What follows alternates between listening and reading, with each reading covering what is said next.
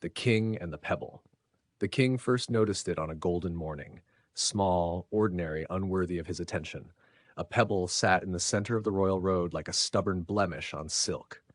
He slowed his horse, frowned, and thought, someone else will move it. Then he passed on. What he didn't see was the boy chasing goats behind him, barefoot and laughing, until he tripped on the same pebble, scraping his knees and spilling tears in the dust. What he didn't hear was the merchant cart rattling behind the boy. One wheel hit the pebble, splintered, and toppled his crates into ruin.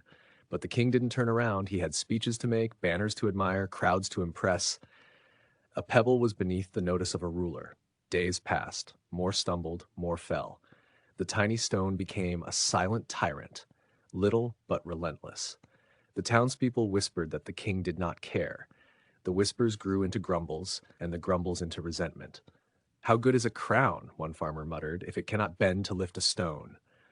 One foggy afternoon, the king rode again along the same road, this time alone, cloaked to avoid recognition, curious about the unrest. He saw the pebble, still there, still ignored. He leaned down from his horse, reaching for it, annoyed, but his fingers brushed something startling beneath it, a small pouch. He opened it. Inside lay a note, written in careful ink. This road belongs to all. Those who rule yet do not serve trip their own people by their neglect. And beneath the note, a handful of gold coins. The king felt heat rise to his cheeks. This was no accident. This was a lesson.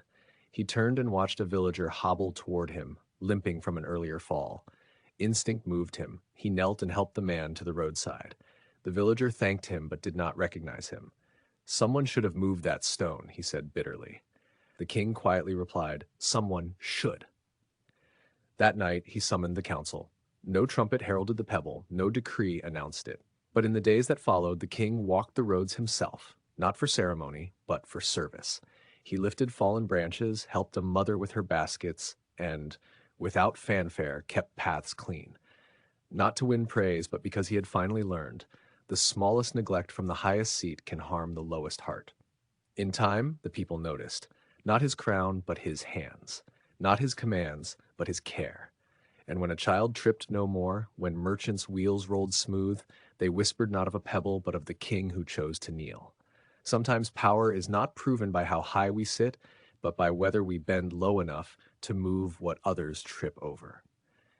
If you enjoyed this story, don't forget to like, share, and subscribe to help the channel grow.